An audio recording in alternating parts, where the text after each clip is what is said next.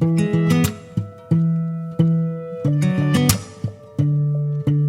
guys, my name is Johanna, and a few weeks ago I had done a mask tutorial on how you can hand sew one, and while I liked that one, it was a bit long as well as a bit complicated, and so I've been fiddling around with some other hand sewn masks, and here's number 2. I will have a third one to show you in the next few days, and what you'll need for this is some fabric. Today I'm going to be using ribbon, but you can also just use elastic. Ribbon might be easier to find. Again, really it's about what you can find in your immediate vicinity or that you already have in your stash. I'll also be using a,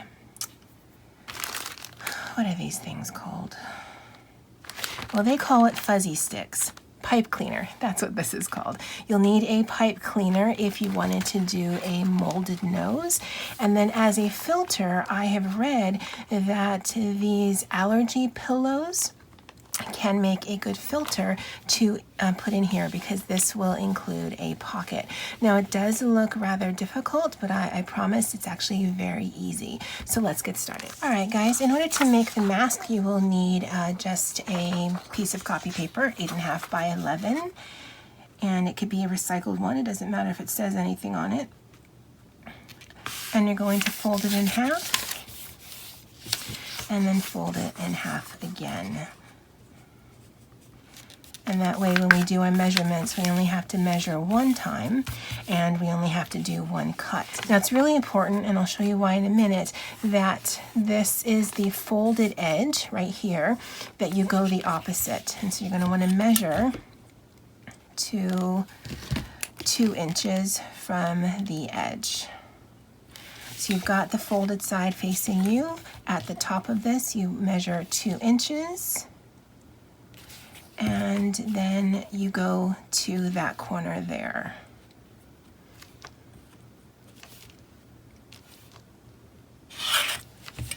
And it doesn't have to be super precise, and if you do not have a ruler, then what you can do is make a mark at your second knuckle of your pointy finger. So if you look there, it kind of hits right there. Again, it doesn't have to be super precise. Really, we just want the shape. And then you just need to make the one cut, because what we're trying to make is somewhat of a modified diamond shape. Okay, and so when I unfold it, it comes out to this shape right here, and this is going to be our template for our mask. And this is exactly the one that I started with, and this is the one that I used for the mask that I showed you in the beginning. Now, if you cut on the folded side, you'll know you've made a mistake when you come out with a bow. So this is not what we want. Now with your template, you're going to want to cut 3 pieces of fabric. I've got this fabric here, and I have this fabric here. Now whatever you want your outside facing the public cover to be, you'll want 1 piece of that, and then whatever your inside filter pocket is, then you'll need 2 pieces of that. And so I've got these 2 is folded up, and this is folded up. I will put my pattern right there because I'm not sure where the edge is underneath. Now I have a fairly decent pair of scissors that will cut through 4 layers of fabric. If you don't, then you can certainly just do this 2 at a time. Again, just for brevity's sake, I'm just going to cut it all at once. And I'll cut around this. Okay, and once you've got your template cut, then take this apart. Now, this is going to be our outside. Just cut these apart. So I'm going to keep one here, and then this one I'll just use for another mask. And then this is going to be our inside here. And just make sure that they're all detached. Okay, so for this one, we're going to put aside for the moment. And then the 2 pieces, that's going to be your inside filter. What you want is you want to take the 2 sides, the right sides, the sides of the pattern, and you want to match them up. And you can put a couple of pins in to secure. It's folded in approximately half. So after that crease line right there, because we don't need this as long as our front one, go ahead and cut this approximately 1/2 inch on either side.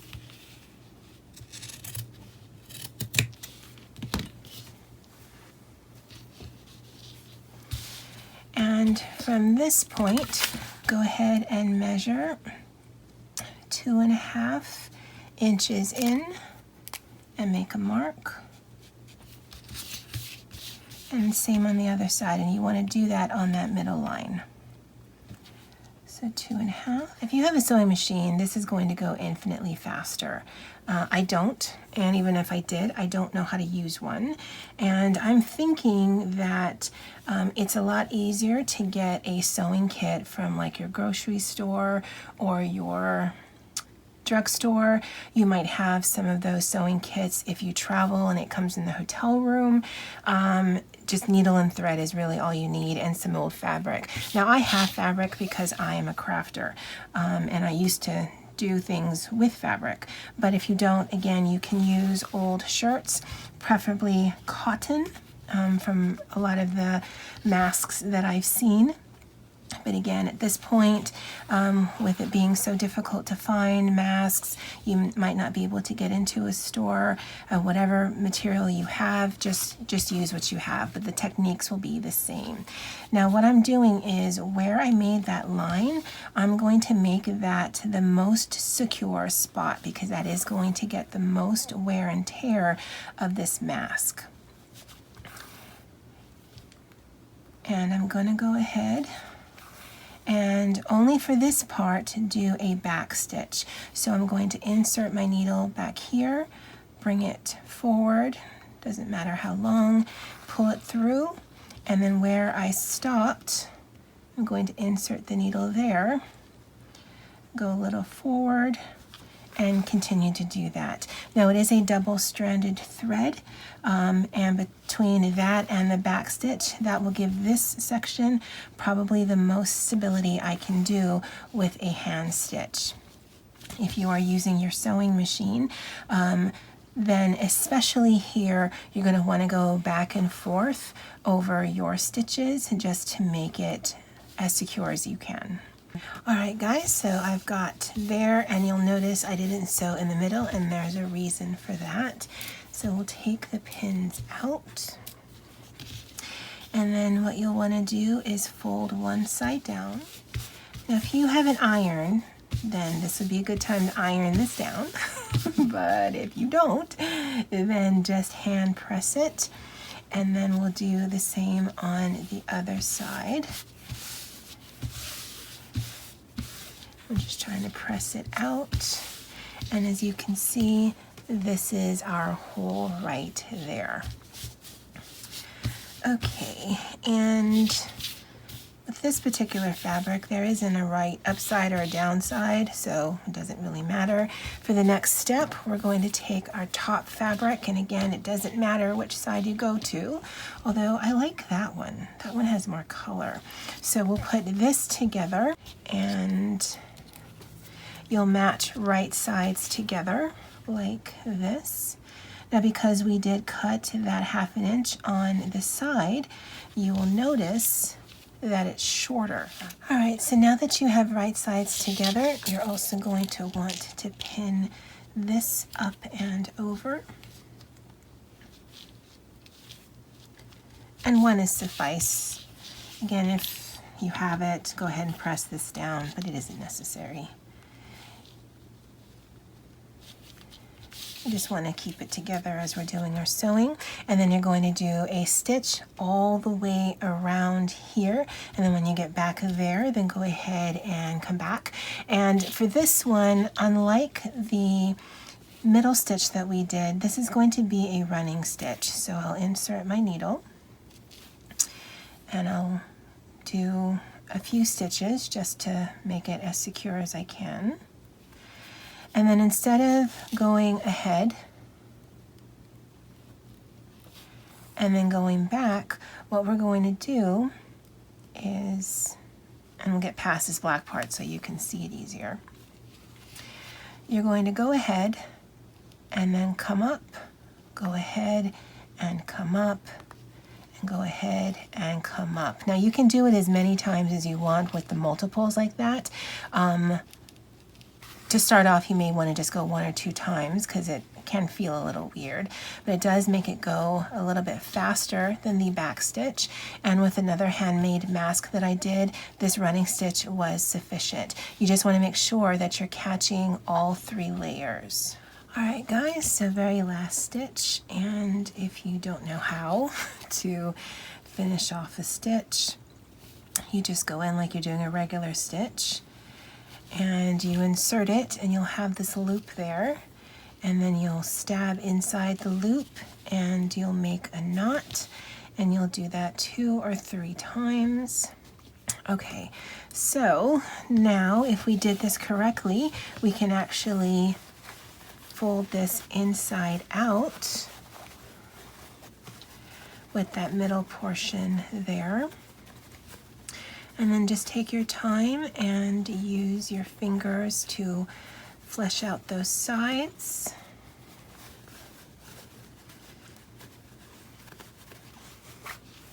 If you have it, go ahead and press this down with an iron, but we're just gonna hand press that down. This is going to be our public facing side. All right, now if you are going to do the type of mask that has the elastic ear things, then you're going to want to fold this over one more time. It is a finished edge, so you only need it folded 1 time, and do a stitch all the way closest to the edge there. You want to make sure that this leaves a channel in order for you to insert the elastic through.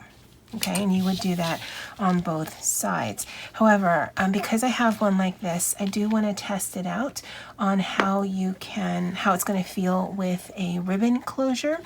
All right, so to make the ribbon ties, I'm going to want this to be about 16 inches long. We just want 4 strips like this. So once you have one measured, you can get them reasonably the same. And this is just ribbon that my mom actually had in her stash. And what you'll want is on the inside, you're going to want to fold it over just a little, just to give it a finished edge. It actually isn't necessary. And put it as much in the corner as you can. We'll probably pin that down. And you'll do that for all 4 sides. For your ties, you're going to want to sew this down, and this one you'll probably want to take your time with, because this will have some stress as you're going to be pulling it to tie around the back of your neck as well as the back of your head. So take your time and just secure this down as much as possible. It will be a little bit harder because there are multiple layers, so you're just going to want to stab into it and then just go back and forth. Remove your needle once you don't need it anymore. All right, so we've got our 4 ties there, and then the last thing we're going to do is we're going to put this in. Now this is a rather flimsy pipe cleaner, but it was all that was available for me. So you're just going to want to twist this, or fold it in half and then twist it together just to give it a little bit more stability.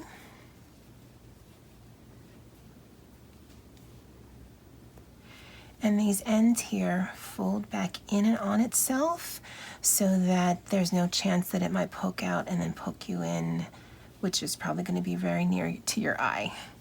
Now this part is going to be fiddly, but you're going to want to decide which way is up. And for our purposes, I think this is going to be up. And you're going to want to kind of fold this in half, sort of, just so you know where the halfway point is, and then stick that up in there. And you want it to go so that it's all the way at the point, and then you want one end to be there, and then the other end to be there.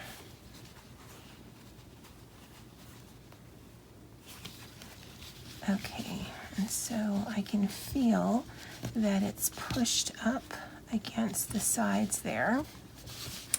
And I'm going to pin this down.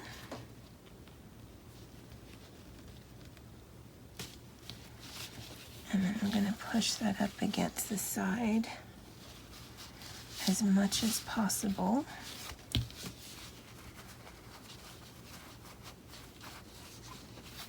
And then I'm going to pin that as well. As you can see, there is definitely that padding there. And what we're going to do is I'm going to sew all the way around that in order to lock it in. All right, guys, so when you're doing this, you definitely want to pay attention to the ends, and you want to make sure that when you're sewing, you're pushing it up against it so that you are sewing it all in. Because this could potentially slip out, that's why you want to sew it in on either side. Now, just in case you're worried that your stitching is just all junky like mine, to be perfectly honest, if someone is that close that they can see your stitches, they are not practicing social distancing and they are way too close. Okay, so I do have these two here. Now tomorrow I actually have to go into work for a few hours, and I'm going to test both of these out and I'll see which one I prefer. And the very last thing we're going to do before I cut away to my thoughts about these two different masks is I have this pillowcase. It is an allergy pillowcase, so it actually feels kind of plasticky. And all I want to do is just cut a section of it. Okay, so for this one, there definitely is a dull side and like a satiny side. But from what I've read, this is waterproof, and so as a filter, it should work well enough in order to prevent anything from getting through. And you would just tuck that in. And again, you would adjust your filter to whatever size you want, but this will definitely cover both my nose and my mouth. So I'm just going to tuck it right in there. And then I'll do another piece for this one right here.